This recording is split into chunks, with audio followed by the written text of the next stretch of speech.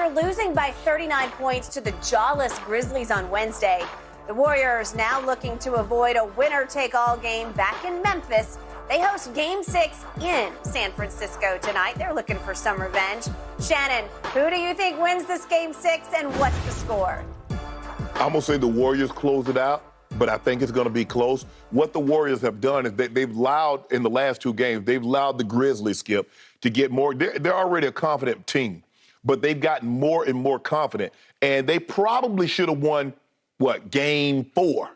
They probably should have won that ball game. I agree. But they didn't execute down the stretch, and we know the Warriors get you in that situation, they're going to execute.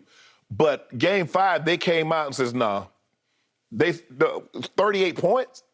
You can't give up 38 points in a quarter. You can't give up 77 points in a half and expect to win. They were down 55 points. 55 points. So that just tells Skip, but I don't expect Clay. I don't expect Steph.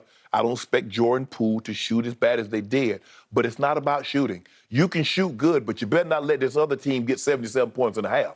I mean, you give up 38 points in the first quarter. They have 39 points in the second quarter, and you expect to win? It just kept going up. Going up, and up. But I expect them to close this ball game out. You do not want to get on a plane and take your butt back down to Memphis on Sunday for Game 7. You're asking for trouble. And normally they're very good in these situations. Last game notwithstanding, I expect them to play better. I expect them to defend better. Now, Steven Adams is low. You might want to think about starting Kevon Looney to help have somebody box his big butt out. I believe that Steve Kerr will make that switch. It'll be like an Iguodala switch in the finals back in 2015. Because you need somebody to bang and keep his big butt off the board, Skip. Because this was the first game that the Warriors actually got out-rebounded. They play that depth lineup. That's a small team, shoot a bunch of threes. The ball's going all over the place. It's not carrying it like it normally when guys are shooting short shots. It's going to fall up under the rim. Ball's going to be all over the place. But Steven Adams was a load. He gave you a bunch of offensive rebounds, and they were making their threes. You said you wanted to see Desmond Bane. Hell, everybody showed up. Jaren Jackson 3, he showed, J3, he showed up, making threes from 28 feet, 30 feet away. I'm going to say the Warriors win 114-105. Oh, that's... I'm going to need them to cover. You got the Warriors to cover? Yeah, I'm going to got them to cover. Really? You got them to cover. So it's 8 is the spread. So I'm going to say they win by 9. Okay, will you give me Memphis and 8? Nope, I will give you Memphis straight up. We don't do points. What are you talking about? You Vegas now. You just went on the record and said it was a 9-point game. How much do you trust? It's Steph and Clay and Draymond. Remember what Draymond said early in the series? We're not the Timberwolves, right? So you run a gambling house. Yeah, remember what? No. Do you remember what Draymond said early on? I feel very comfortable against them. Very comfortable because we are so much more experienced than they are. And also, let me ask you this, Mr. Hall of Famer. What if the roles were reversed? What if Memphis had Ja and Golden State didn't have Steph? He's their best player. This is Ja. I would definitely take Memphis. Okay, you would. So again, you've gained respect for Memphis. They don't have their best player, right? Yeah. So without their best player, I'm willing to take the 8 points. But I've seen them play so many games without their best player and be on the winning side. So they're comfortable playing. And Tyus Jones, although he's not as explosive, he's more of a stabilizer. He's more of a facilitator. He can make the three. And he got hot from three. Well, hell, everybody got hot from three because seemingly they couldn't, because they set a franchise record from the three-point line.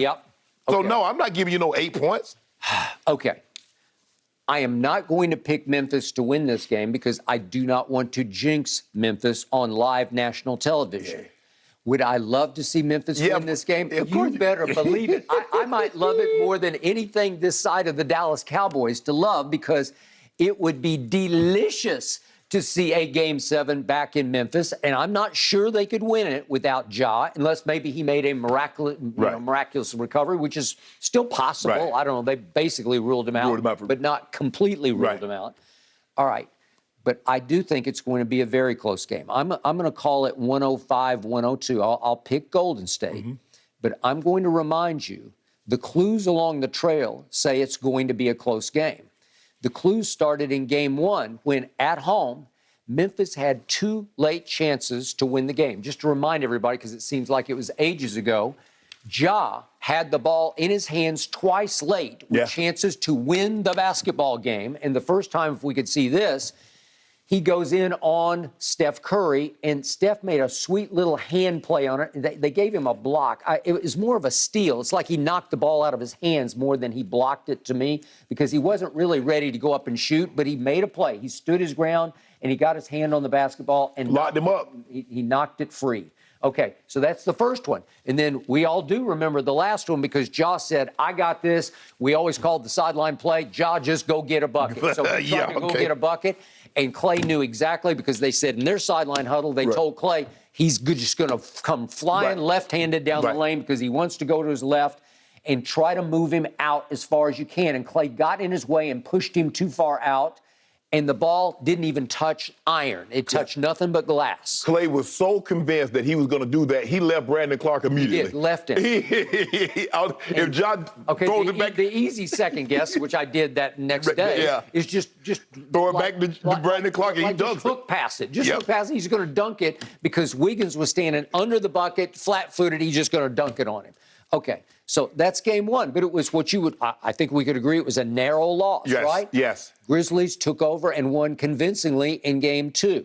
Then Dillon Brooks is suspended for game 3. It took the life and heart out of Memphis, and they go out there, and I predicted it to be a 25-point Golden State win, and they won by 30, right? Now to the fateful game 4 that you referred to. It's nip-tuck. Grizzlies have a lead of 12 with 10 minutes left. And then it's back and forth, totter down the stretch. They had a lead with 40 seconds left. They did. And the play of the game happens with 25 seconds left. If we could remind everybody how Memphis got screwed on this play, they call a push in the back by Desmond Bane right here. He didn't touch him. He still sold it. Maybe the fingertips touched him. That wasn't nothing. And Steph flopped completely out of bounds. He goes flying completely out of bounds, leaves the ball for Desmond Bane, who, by the way, just laid it right back in. Okay? When you call the wrong call on that, the bogus flop call, the foul call, do you realize Memphis was about to be up 1? If you don't call that and you give Desmond Bane the bucket, they're going to be up 1 with 25 seconds left. I kind of like my chances. Instead, Steph gets to march down to the other end and make 2 free throws, which he did. And all of a sudden, it's a 4-point swing, because from Memphis up 1, it goes to Golden State up 3. And that basically was the end of it. Okay? So it turns on one bad call. Well, I think we would agree. It's a narrow loss, right? Yes. Okay? And then game 5, I'm going to reiterate this. I'm going to drive home this point. On the Golden State Warriors, Memphis held a 55-point lead. It's unfathomable. It's crazy, it's impossible. Who wouldn't have bet their life savings against that? Because you just can't do it. Consider they had just scored 30. They scored in game 4, Skip. They scored 38 in the first half. They come back in game 5, this game, and they scored 38 in the first quarter. And they could do no wrong. And actually, Golden State came out fairly hot to me, because I'm obviously rooting for Memphis at that point. And I'm like, oh, God, Steph's got the hot hand tonight. It just wasn't enough, because the onslaught just overwhelmed them until they finally just waved the white flag at the end, and all the starters wind up on the bench. Steph is shooting 32% from the 3. Clay is shooting 29%. That's worse than Russ. It's worse than Russ, okay? So all I know is that Memphis without Ja won 20 of the first 22 games in the regular season. 20-2 they went without Ja, and then the last 3 games they lost. But the very last game, they didn't play any of their starters.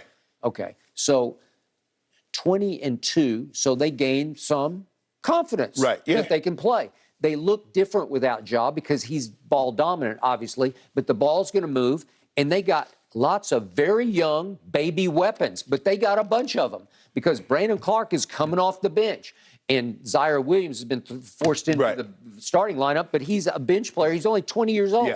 They're young. They're a young team, and they played without Ja. Skip, when you get used to, when you do something for such a long period of time, you get used to doing it. They've gotten used to playing without Ja. They have to play different, but that's okay, because, like you said, Tyus Jones is a nice, settling, stabilizing force. He can make the three. He's a true point guard, more of a facilitator than scorer, although he can score the basketball. But it's Steph and Klay. The whole thing that makes Golden State unique is their ability to let the three ball go and shoot it with accuracy. 32%. Steph Curry, if he shot 32%, he would not be known as the greatest shooter to ever live. No. I don't know. He's in Klay, 29%, under 30. Okay, remember, during the regular season, this is after he set the all-time record. Yeah, he plummeted. Yeah. It's the first time in his career, his lengthy now career, that he was under 40%. Well, he had a hard time, and he's not shooting it with the conviction that he used to. Right. But look, all these games, in the end, I hate to say this, it's just three-point shooting contest. Mm-hmm. In the end, when you boil it all away, sometimes it's not, but mostly it is. So if Memphis can go in there and outshoot them from three just by depth, where they get 4 or 5 guys doing it. Memphis needs to make about somewhere between 15 and 23. I buy that. That's the only way you could do it, because that would put more and more pressure on Steph and Klay to have to get hotter and hotter. Right. And I don't think they would love that pressure. But I will say this, my final takeaway is conventional wisdom on this game would say that Steph and Klay and Draymond would come out tonight, heave a sigh, and say, okay, watch this. Right. And they would flex all of their DNA, as he says, our championship DNA muscles, and they would win convincingly. They would win more like they did in Game 3, which was a 30-point game. That's the conventional wisdom. That's what probably will happen. Right.